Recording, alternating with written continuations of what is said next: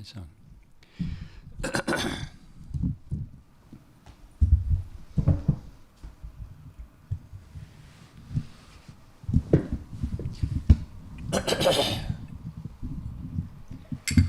Jaya Radha Madhava Kunja Bihari.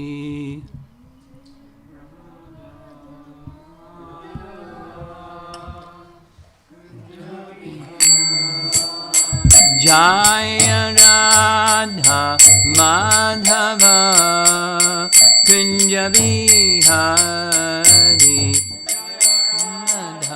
Madhava Kunja Bihari. Gopi Jana Ballabha Girivara Dhari.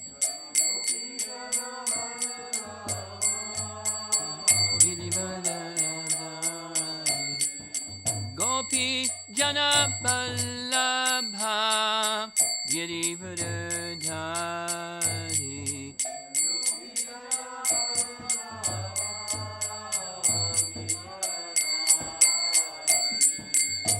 Jasodanandana Brajajanarandana.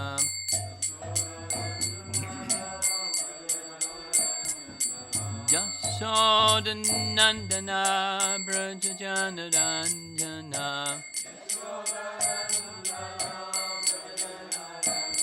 Jamuna Tira Vanachari.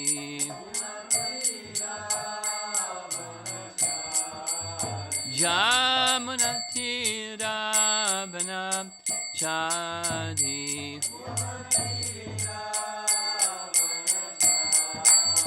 Jaya Radha Madhava Kunja Bihari. Madhava Kunja Bihari. Jaya Radha Madhava Kunja Bihari. Madhava Kunja Bihari. Gopi Jana Ballabha Girivara Dhari.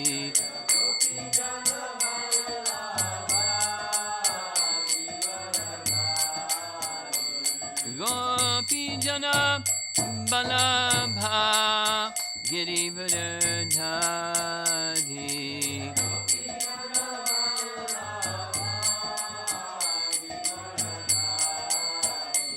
Jasodanandana Brajajanarandana.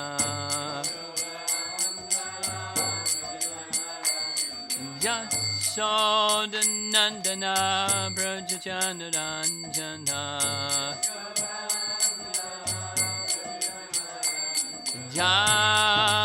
Jamunatira Vanachari. Jamuna Tira Vanachari.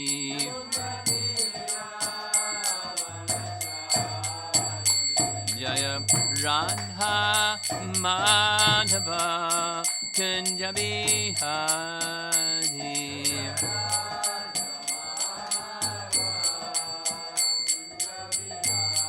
Jaya Radha Madhava Kunja Bihari.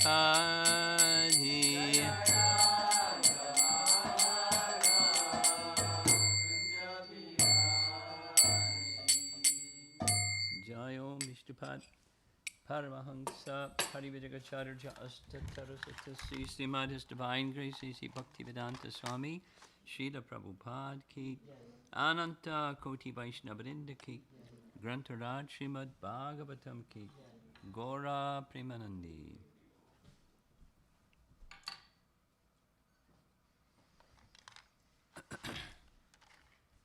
Om Namo Bhagavate Vasudevaya.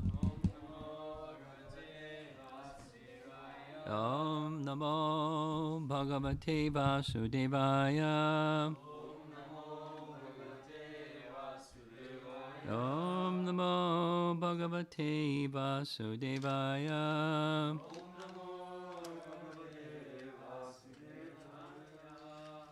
We're getting ready to leave Vrindavan. Oh no. And not only that, but Narada is going to go tattletale on Krishna to Kamsa. Oh no. So let's hear about it.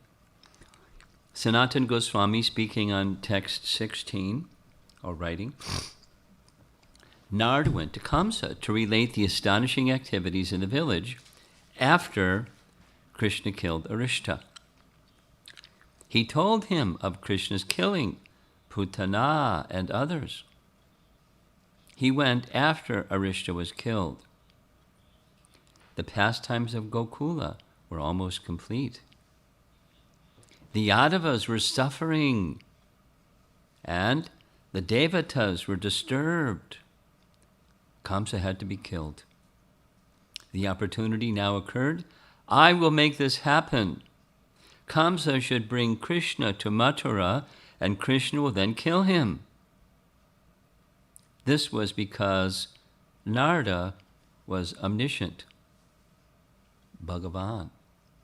He was an avatar of the Lord, or he was similar to the Lord because he was a great devotee. He also knows the pastimes of Vraja continue eternally, though hidden. Therefore, one should not hate Narada. Deva Darshana means he sees the Devas. To fulfill the goal, since he is the sage among the Devatas, he did this. And Vishwanath writes, short, the term Deva Darshanaha, a name for Narada Muni, indicates that Narada had attained the perfection of seeing God. So he saw God and he saw the Devas. And that he knows or sees the pastimes of Krishna. Knowing that Krishna's Vrajalila was ending, Narada spoke to Kamsa to induce him to bring Krishna to Mathura. And he's really like clever and diplomatic and all those things. Narada told Kamsa, Yashoda's child was actually a daughter, and Krishna is the son of Devaki. Also, Rama is the son of Rohini. Out of fear, Vasudeva entrusted Krishna and Balaram to his friend Nanda Maharaj, and it is these two boys who have killed your men. Purport. Kamsa had been led to believe that Krishna was the son of Yashoda, and that Devaki's eighth child had been a daughter. The identity of Devaki's eighth child was extremely important to Kamsa because a prophecy had foretold that her eighth son would kill him. Here, Narada informs the king that the eighth child of Devaki was the formidable Krishna, thus implying that the prophecy should be taken very seriously.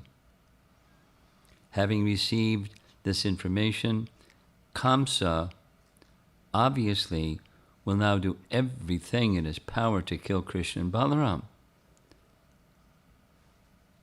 Not possible. Vishwanath Chakravarti Thakur writes, what did he say to Kamsa? The famous eighth child of Devaki, a female, was actually the daughter of Yashoda. Krishna, commonly known as Nanda's son, was actually the son of Devaki. Balaram, thought to be Nanda's son, was actually the son of Rohini. Question. If Krishna and Balaram are Vasudev's children, who brought them to Braja? Answer. They were brought by Vasudev. The plot thickens. Jiva Goswami writes, though he is the son of Rohini, Balaram was actually in the womb of Devaki first. Narada explained this. Out of fear, Vasudeva entrusted the children to Nanda. Since he is afraid of you, you should not kill him, Vasudeva. Nanda is Vasudev's friend, Sva Mitre. We were hearing this word Mitre means friend. Mitra, Mitre. Mitre is the vocative. They have very strong ties of affection. They are friends, Mitre, and relatives, Sva. Vai means that it is well known. Since you do not know about this, you're foolish. Narada spoke in this way to gain Kamsa's trust. They have killed your friends, Purushaha. He makes this statement to testify to the facts that he has just related. By indicating the two boys' great strength, he made Kamsa constantly frightened of them. And here's a reference to the same section, this verse of chapter 36. And it's from Chaitanya Bhagavat Adikanda. It's the boys in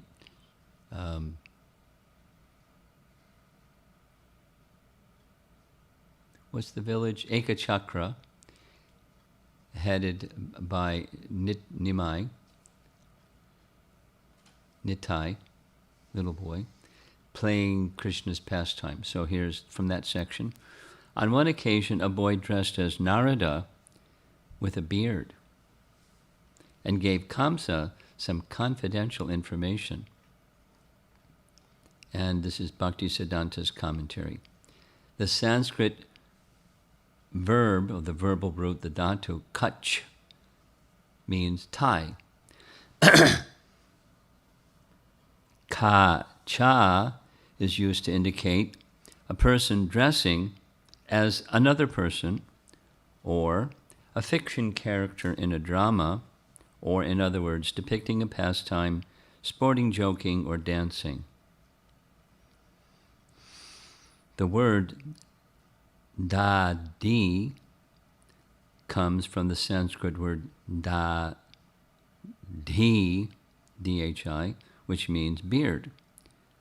Bhaktisiddhanta writes, previously, when someone played the part of Narada Muni, he would wear a white beard. And thus, this practice is still current. Following this tradition, pictures are also made in the same way. Paragraph. Quoting the verse from text 17, this morning's verse, Kamsa sthane Naradera mantra, or Narada's advice to Kamsa. Kamsa sthane Naradera mantra is found in Srimad Bhagavatam 10:36-17. After Kamsa's demoniac friends were killed, Narada one day went before Kamsa and spoke as follows, quote, Yashoda's child was actually a daughter, and Krishna is the son of Devaki. Also, Rama is the son of Rohini. Out of fear, Vasudeva entrusted Krishna and Balaram to his friend Nanda Maharaj. And it is these two boys who have killed your men. Paragraph. The word mantra here refers to a confidential presentation. related to a deity or a negotiation, a political deliberation, an argument, or a secret council. Mantra. Kamsa Stane Naradera Mantra. Text 18. Upon hearing this, the master of the Bhojas became furious and lost control of his senses. He picked up a sharp sword to kill Vasudeva. Commentary by Vishwanath. Kamsa took up his sword, but not in the presence of Vasudeva. Jiva Goswami writes, his senses and mind became agitated. This means he lost all power of discrimination. Sanatan Goswami concludes, Bhoja Pati suggests Kamsa had great power. Also, he was the best of enjoyers. Bhoja Pati. Having many desires, he had little intelligence. His senses and mind became agitated. This means he lost all power of discrimination. Text 19. But Narada restrained Kamsa by reminding him that it was the two sons of Vasudeva who would cause his death. Kamsa then had Vasudeva and his wife shackled in iron chains. Purport, BBT. Kamsa realized that there was no use in killing Vasudeva, since it was Vasudeva's sons, Krishna and Balaram, who were to kill him. According to the Acharyas, Narada also advised Kamsa that if he killed Vasudeva, the two young boys might flee, and that it was therefore better not to kill him. Diplomacy. Rather, Narada recommended, Kamsa should bring Krishna and Balaram to Kamsa's capital city, Mathura. Srila Vishwanath Chakravarti points out that Narada did not act inimically toward the great devotees Vasudeva and Devaki when he revealed this information to Kamsa. In fact, as it is explained in the 11th canto, Vasudeva was grateful to Narada because he arranged for Kamsa's death at Krishna's hands, and further arranged for Krishna to come and live in Mathura, where his loving father could associate with him. Narada's expert, as usual. Vishwanath's commentary. Narada prevented Kamsa from killing Vasudeva by giving the following advice, quote, if you kill Vasudeva, Krishna and Balaram will flee in terror. Do not reveal to Vasudeva that you want to kill Krishna and Balaram. If you tell him, he will tell his friend Nanda, who will flee with his sons. Therefore, on some pretext, imprison Vasudeva and Devaki and bring Krishna and Balaram to Mathura. One should not think that in saying this, Narada was being unkind to Devaki and Vasudeva. Rather, this was a sign of affection. Doesn't sound like it, doesn't look like it, but after Krishna and Balaram arrived in Mathura, on seeing their children, they gave thanks to Narada. Thus, there was no fault in Narada suggesting that they be imprisoned, because that comes up sometimes. And then finally, for this morning, Jiva Goswami writes, quote, if you kill his father, you should expect that he will go into hiding somewhere, Krishna. Narada advised him that by binding Devaki and Vasudeva, Krishna and Balaram would come to Mathura immediately to free them. That was the reason. Krishna hears, he'll come, because Narada is planning to go tell Krishna what happened. They're in shackles. You got to go save them. He also bound Devaki in order to hasten Krishna coming, or out of his evil nature. That's Kamsa's evil nature. So, very... Narada understood the mind and the personality of Kamsa, and he was his best friend. How do you be the best friend of Kamsa? Well, if you're Narada, then you know how to be the best friend, because a best friend is one who reminds one of Krishna. Right? A best friend? To be someone's friend is not pat them on the back. We had this little discussion with the Palatine Gita camp for kids, like the importance of friendship with Krishna, and what does it mean to be a friend, and what does it mean for Krishna to be your friend. So we didn't go right to what I just went to because it was kids, but the best friend is one who reminds you of Krishna. That's your best friend. Being someone's best friend, of course, how you do that depends upon the person and their relationship with the person and time, place, circumstance. But in principle, that's being someone's friend. Now, that isn't what came out of the discussion. And just a little sharing, because I was thinking about this in the last half hour. Feedback from that, this is just like a social commentary, but feedback from that exercise was this Gita camp was in two groups, the younger and the older. And the older was, I think, 12 to 16 or something like that. And then the younger was below 12. So the younger ones, they gave textbook answers kind of things about what a friend is and, push the button, they know what a friend is.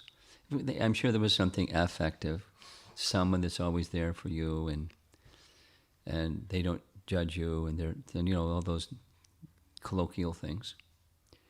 But then when it came to Krishna as your friend, they gave textbook answers, really who knows what their understanding was. But the older group, the feedback, because after the part that I was taking part in, then there were facilitators, some teenage and 20-year-old devotee youth, going to a breakout group. This is all online, so they had the technology down. And then they were discussing, and the older group said what young people often say, like, I don't feel connected to Krishna, and I feel distant from Krishna because there's all these rules and regulations, and people put the rules and regulations, and that distances me from Krishna, and those kinds of things. Like, they don't feel connected to Krishna. They're not even really trying to sort it out, like how to feel connected to Krishna when they have those feelings.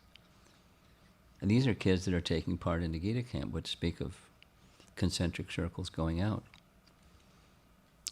Anybody that's had connection with youth know those are dynamics.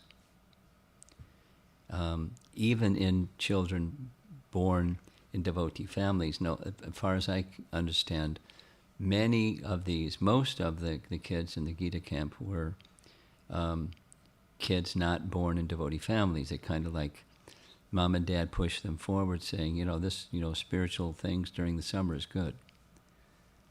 Instead of doing what they would do otherwise, I want to enroll them in the Gita camp. So I don't know the demographics, but it's not uncommon, it's not unknown, even amongst devotee-born, Hare Krishna kids, what to speak of others.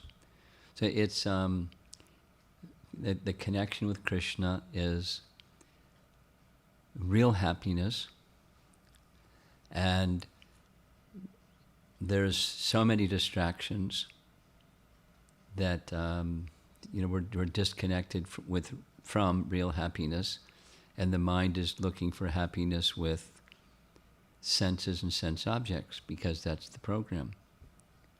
And then that makes the mind disturbed and makes the senses agitated. And then, to have any sense of connection with Krishna and that happiness it's so remote. Even if others wish it for you. Even, aside from adults, if you're a kid, so having good devotee friends, that's a really good start. So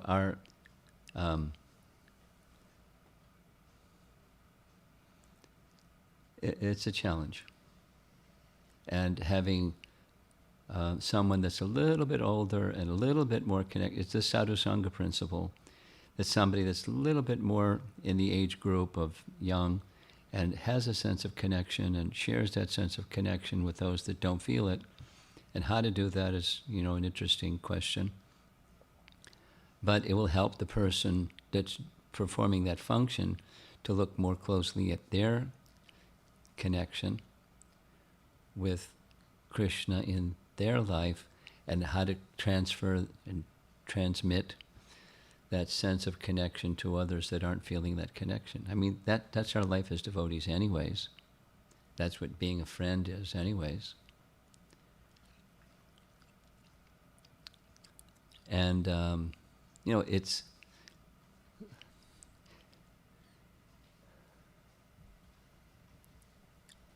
As Krishna says in Bhagavad Gita,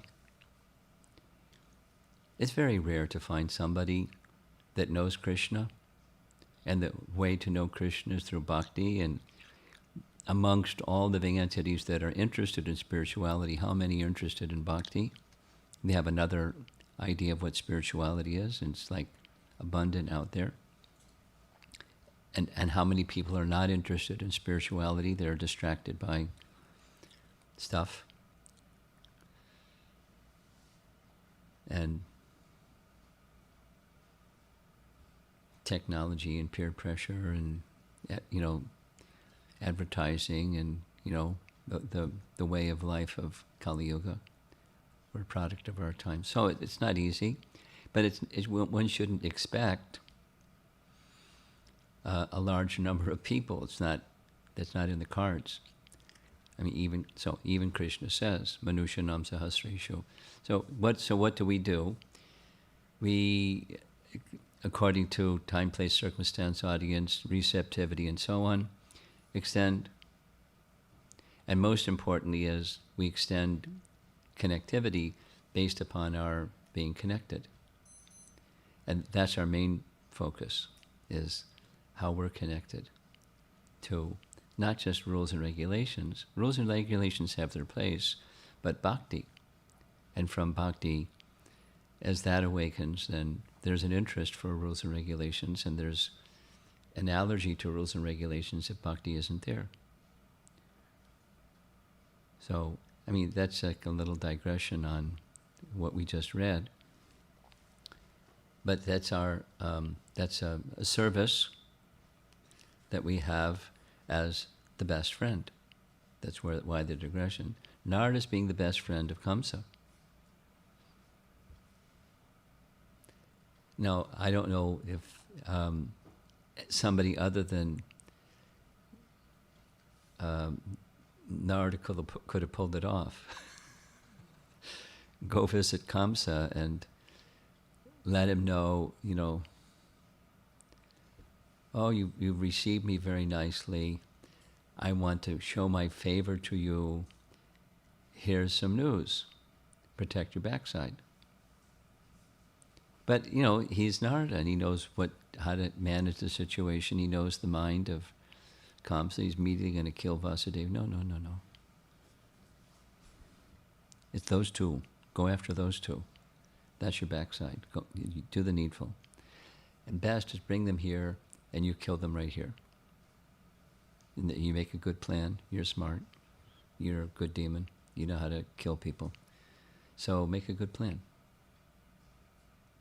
to bring Krishna to kill Kamsa, because that's what the Devas wanted. That was what the Devas wanted. And he's Naradevata. And they're going, yay.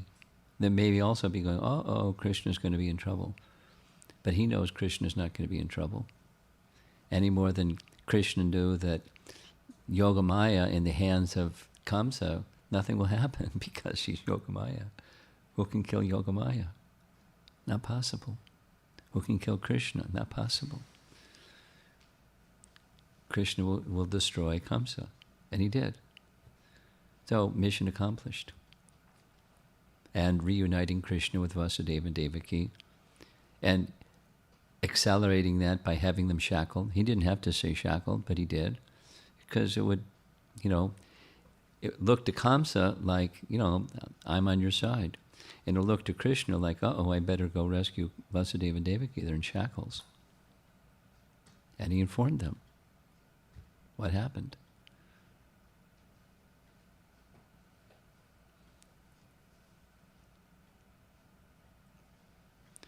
So it's like a Sherlock Holmes story or something, but it's much better. Big mystery. But Krishna's at the center.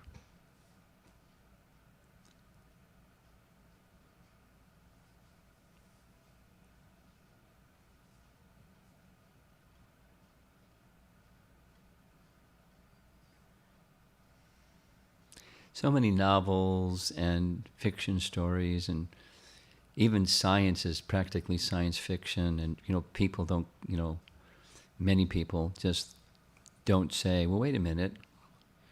But when it's the Bhagavatam, they go, hey, wait a minute.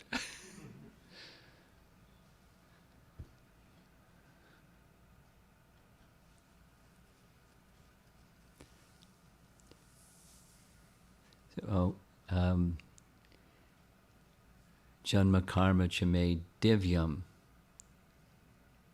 evam yoveti tattvataha chakvadeham punar janma naiti mameti sorjana. This is coming to know Krishna, or Vedaisa Sayarvairaham eva Vedyo.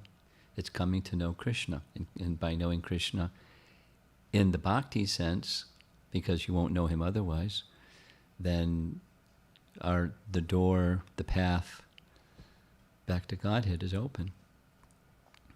I mean, we have some distance to travel, but at least faithfully we're doing the right thing. And we can experience subjectively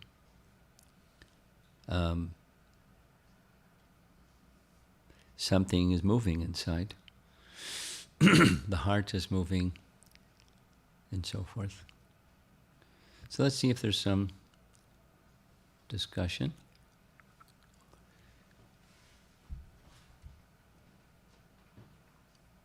It's been nice being in Vrindavan, but coming attraction. Well, of course, soon is this terrible scene of Krishna's being taken away by Akrura.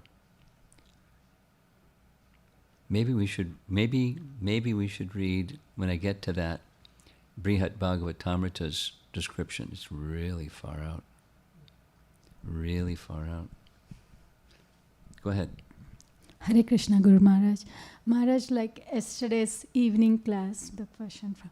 So like when we are hearing the pastimes of like Krishna playing with the cowherd boys, or like people thinking when they put Krishna put his hand on one of the cowherd, like people were other gopis, and they were thinking how lucky the Krishna is, the bees when they have. So I was just thinking like, they are like, it's just like setting and such a nice example of just hearing that is good, and also there is nothing like envy or anything. It's just an appreciation, but the reflection here is like, if sometimes we see if somebody is getting or some service or some appreciation, that thing comes up on us, like the envy or jealousy or all those stuff. So is it that like the more we are into the connection, those things come out, or like the more we are connected to Krishna, we come over those envy or all those stuff? Or is it that like one more thing, like is it that like more we are maybe the more we are Krishna conscious, is it, or bringing our instead of keeping myself in center, trying to bring Krishna in center? So is that, my understanding is that we try to over them, we just try to overcome them, or I don't know, I was just like... You gave me at least 4 options. I just was It was pretty thinking. spontaneous. Well, you know, the bhakti process is gradual, likened to the rising of the sun. It's gradual. So how it works is going to be, in an experiential level,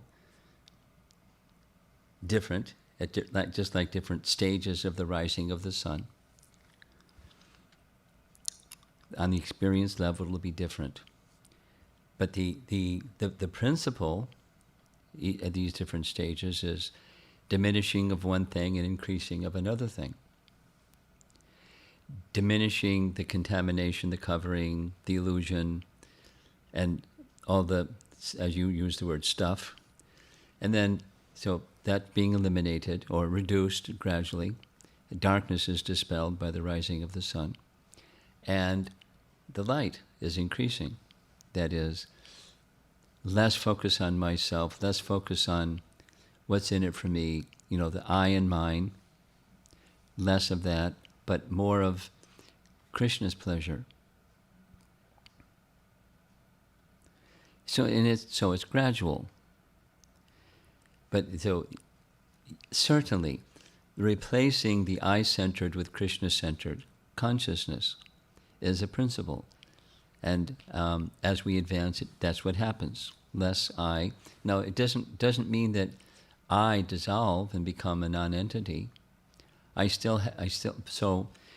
Krishna's pleasure is everything. So then there is, using Prabhupada's way of describing this, there's transcendental competition, not the mundane envy kind. The gopis, so like saying, the gopis are looking at the good fortune of the cowherd boys, saying, "Oh, how fortunate!" But then, you know, there's another feeling, you know, I want that position, but it's not the mundane envy. I want that position. It's a transcendental affection for Krishna position.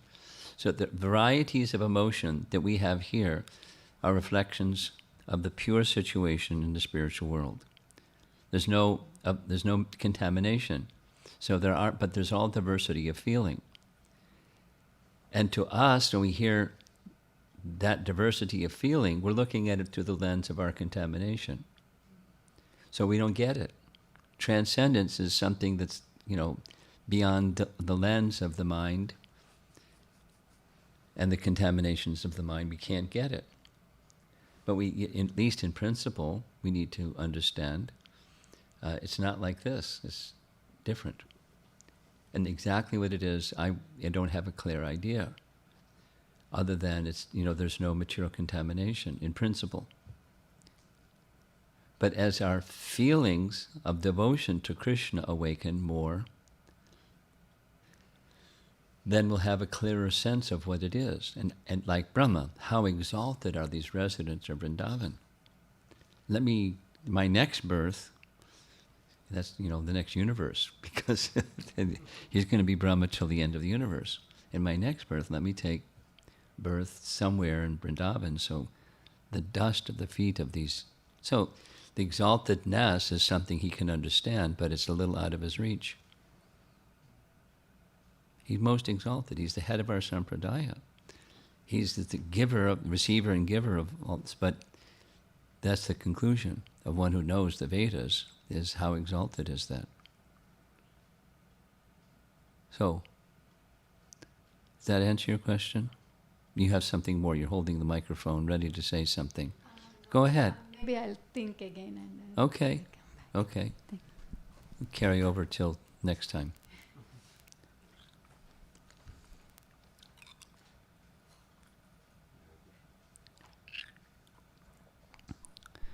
Hare Krishna Maharaj. Hare Krishna. Couple of online questions here.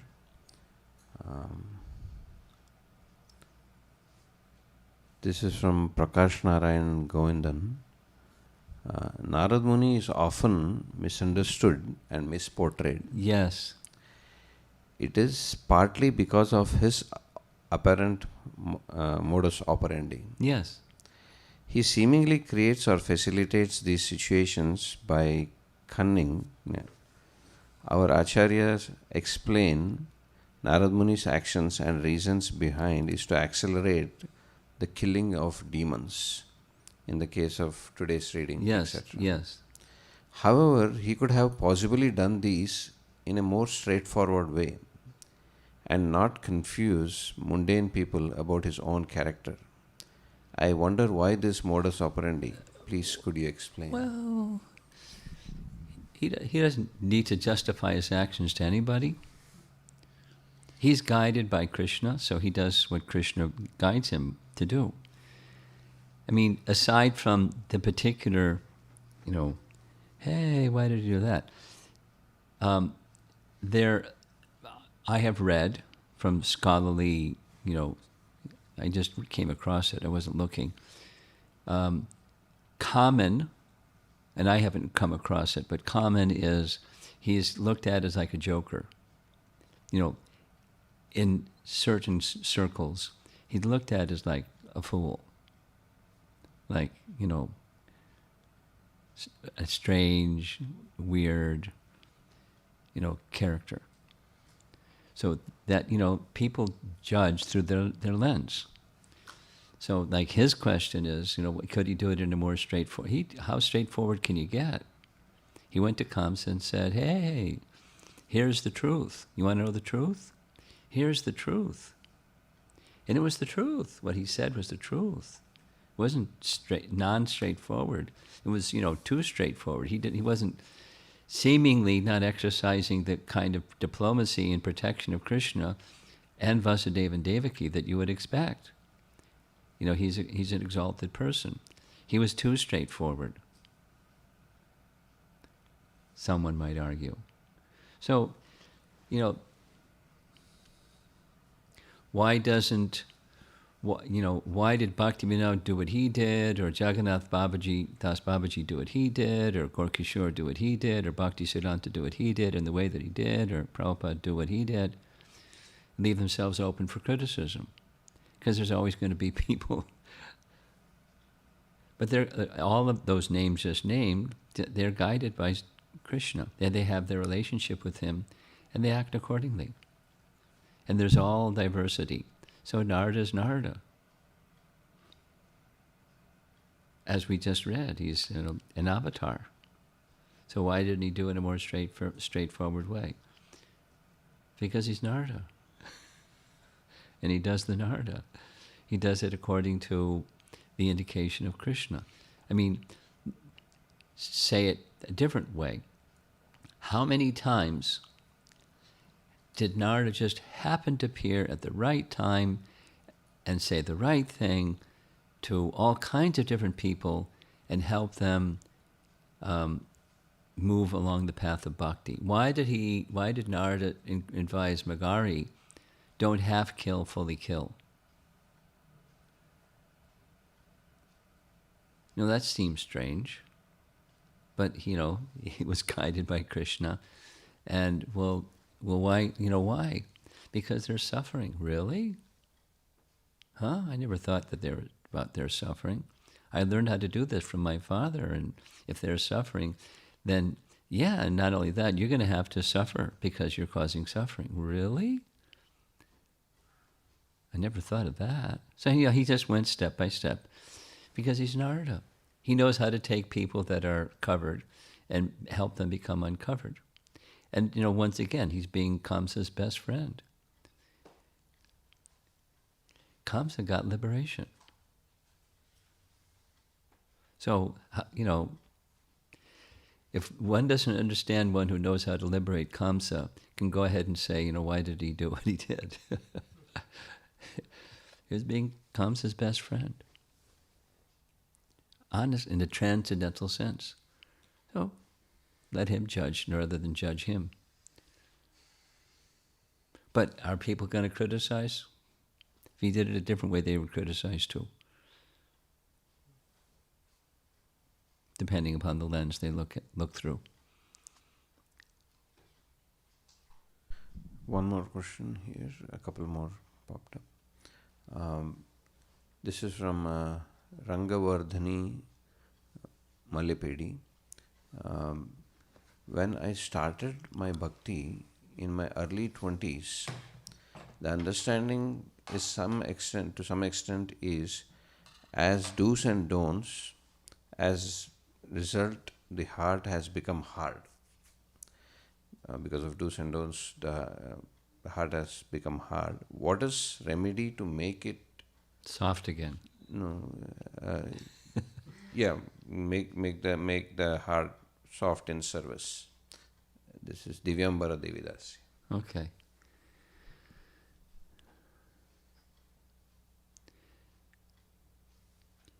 Think of Srila Prabhupada beginning to introduce Krishna consciousness in America. And he saw what America was at that time, and it's particularly his audience. He made no effort to introduce rules and regulations. And I don't know if you initially were introduced to rules and regulations.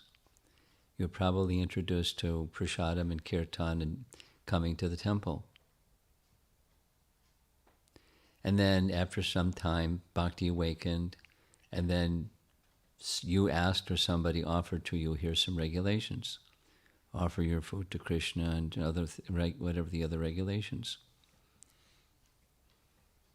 So the attraction for Krishna comes first and the regulations come next. Now, if your attraction to Krishna has become slackened, it may have everything to do with your submission and not with the rules and regulations. So the objection to rules and regulations, which you're saying makes the heart hard, is looking at the rules and regulations and resenting that they're interfering with the senses being enjoyers. But there's a purpose for rules and regulations, like cleanliness and whatever. And it's to keep the mind and the senses in a clean condition. And if you don't like the clean condition that results from the rules and regulations, don't blame the rules and regulations as interfering with your happiness or your heart. Look at the essence. Bhakti says one more time. Look, hit the reset button and ask yourself, why did I become a devotee?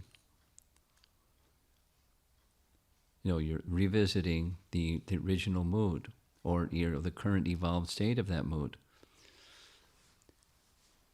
Do I really want to be a devotee? And why do I want what's inside? What's important to me? And then you can take a look at the rules and regulations, and with a different lens, then my heart has become hard because of the rules and regulations. That's not why the heart has become hard, because of the rules and regulations. You checked out or slackened. And that's what makes the heart hard. And then the rules and regulations look like, pain. Then you're not understanding you've lost the purpose of the rules and regulations because submission has slackened and, the bhakti principle has waned. So go revisit the bhakti principle. Not, what your feelings are about the regulations.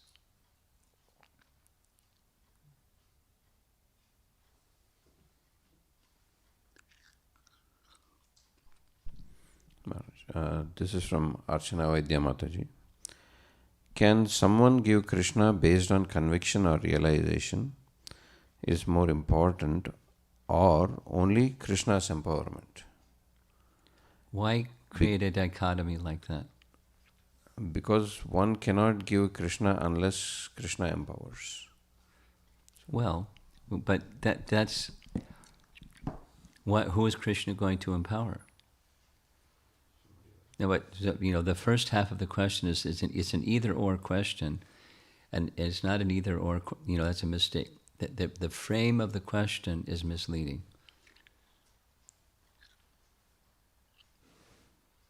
So don't make that dichotomy because it's artificial.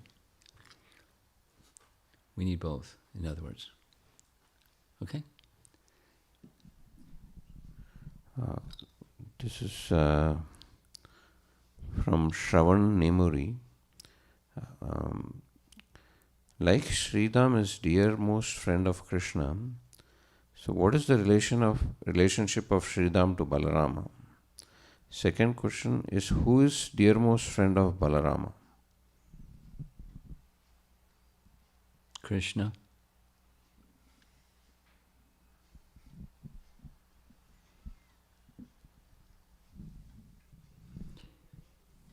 And I don't know if it's a fact that Sridham is the dearmost friend of Krishna. I think Balaram is the dearmost friend of Krishna. And the relationship between Sridham and Balaram is, they're friends together.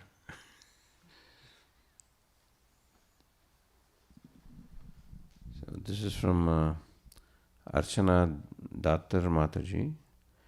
When I am facing some problem, my mind is not focused on chanting.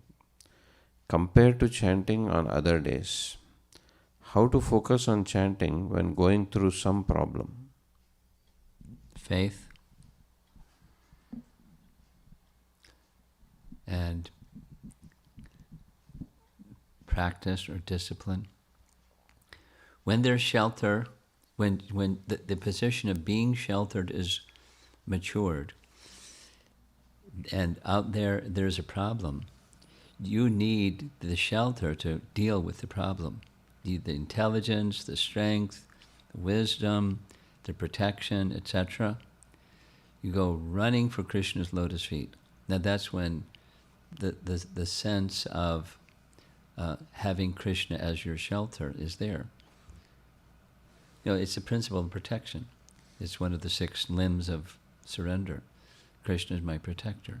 Over there, so it doesn't mean you don't do practical things, but particularly when you're engaged in sadhana activities, attention goes to the object. There's the object of affection and the abode of one who's feeling that affection, ashraya and vishaya, or vishaya and ashraya. So just be really clear who Krishna is to you in your life at a feeling level, not just, Bhagavad Gita exam level. And as that matures, that's how you take shelter. You practice taking shelter, and then when difficulties arise, it increases your shelter taking. That takes a maturing stage of shelter taking. So that's what you do. You cultivate maya sakta manak parta yogam yunjan madashraya. Take shelter, and then maya sakta maya. Mind's attached to me.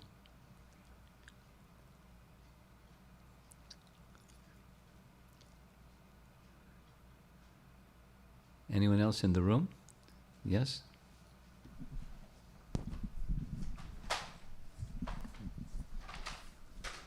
Hare Krishna Maharaj.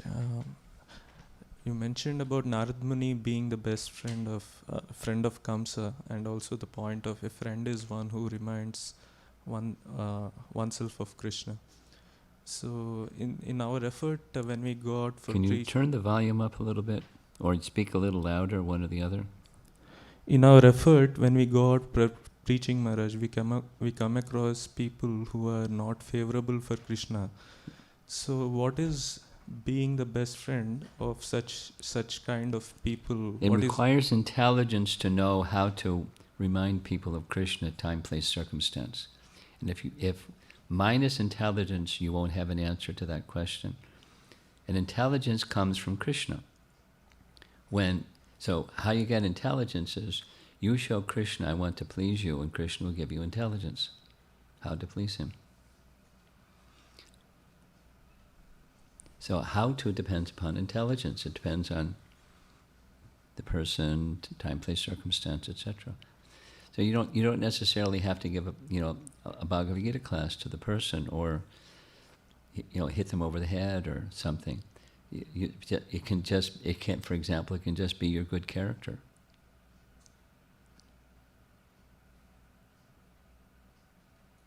And then they become attracted to the good character, and then become curious, where's this good character coming from? So it can be indirect, doesn't have to be, but somehow or another. Always remember Krishna, and as the best friend is helping others remember Krishna. Achar can be stronger than prachar. Thank you. Okay.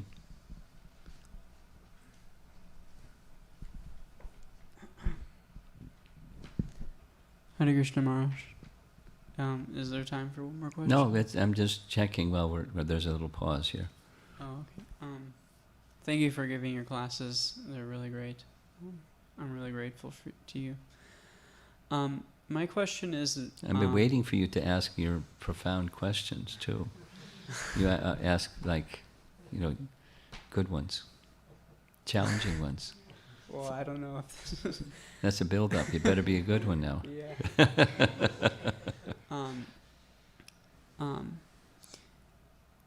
My question is that the best friend is someone who's helping people remember Krishna. And also there's elements of time, place, and circumstance. And also many people are not favorable to hearing about Krishna or even any concept of God. Yes, of course. I'm very familiar with the territory. So my question is there value in sharing sort of elements of a Krishna conscious lifestyle? Yes. Outside of how they relate to devotional service to Krishna? Yeah, absolutely. Absolutely. Now, saying that, you as the devotee, you don't abandon the bhakti that's in your heart. You're speaking on something that's the receiving person can understand, appreciate, and relate to. And you don't leave that bhakti position in your heart. You're speaking about that which they can relate to. It goes on all the time. Yeah. Take any topic. Take, gratitude. Or whatever. Sound. Music. And, you start over there. And then, you don't have to be explicit. But because it's in your heart, it leads to further questions, and then depending upon, the receptivity of the person or whatever, then you can be more clear, more explicit, but it leads to bhakti because that's what's in the heart.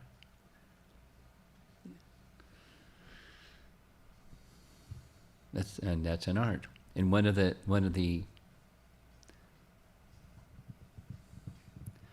the risks for someone who does that is losing their bhakti or becoming compromised by hiding bhakti so much that it just literally becomes covered over, it's not in their face. It's a risk. But, being in the material world, it's a risky place. Not extending bhakti is a risk, and extending bhakti is a risk. So we're risk takers. And we have to know our capacity. And don't take risks beyond our capacity in order to do a good deed and then lose our bhakti. So we have to be who we are and cultivate bhakti. That's the who we are part. And then, because we wish to be in service to others, we're exploring, we're looking for risk-taking creative ways to bring bhakti to this person, that person. When you get to the position of Narada, you can do anything. You go anywhere, do anything at any time, and Krishna's with you. Angira, anyway, Angira commented to Narada about Mrigari, saying, wow,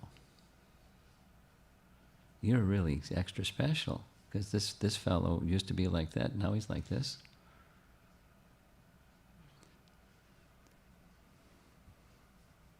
So, we're not Narada. We can't do that. We shouldn't imitate. But, within our limits, strengthen and grow our bhakti and find creative ways to extend it to people that may not be otherwise, inclined. Knowing that in their heart bhakti is also there, more than bhakti, prema is there, but just covered, and whatever. So what's a practical way? And even if you don't have the answer, thinking that way is good. It strengthens your bhakti muscle. And then at the right time, Krishna will give some intelligence. Okay. Prabhupada ki jai.